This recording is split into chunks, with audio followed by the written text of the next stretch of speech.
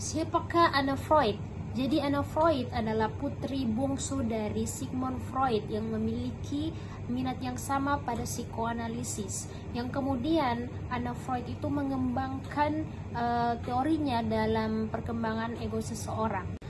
Anna Freud terkenal sebagai seseorang yang melopori praktiknya dalam psikoanalisis anak atau lebih khususnya psikologi ego, yang dimana psikologi ego ini adalah ilmu psikologi yang berfokus pada pikiran sadar seseorang dalam keadaan normal dan patologisnya.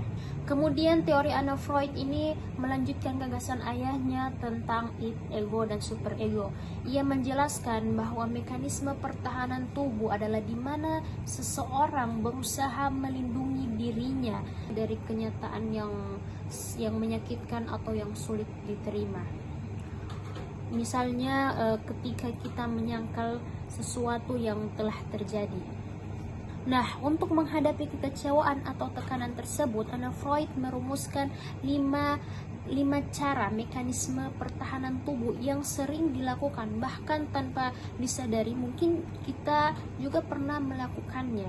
Contohnya itu menyangkal sesuatu yang sulit diterima. Nah, kemudian 5 mekanisme pertahanan ini akan dijelaskan oleh teman saya yang berikutnya. Jadi apa itu penolakan fantasi dan penolakan kata dan tindakan? Jadi begini, misalnya ego kita itu tuh ini mempertahankan diri kita dari dunia yang kejam dan masa-masa yang sulit.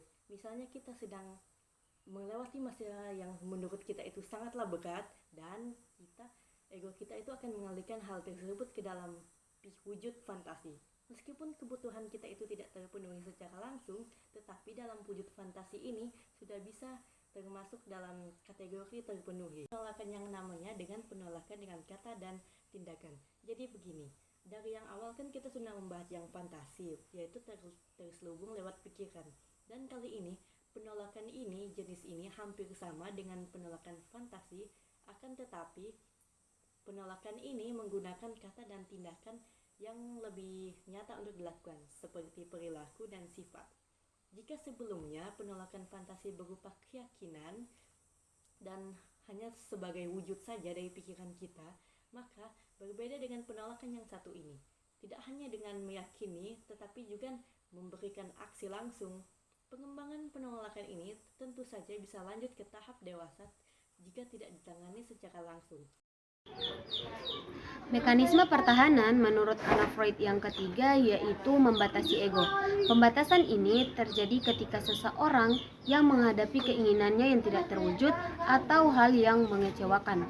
Awalnya orang ini merasa benci pada hal yang berkaitan dengan keinginannya, namun seiring berjalannya waktu, kebenciannya mulai meluas yang berkembang menjadi penolakan terhadap topik tersebut secara umum.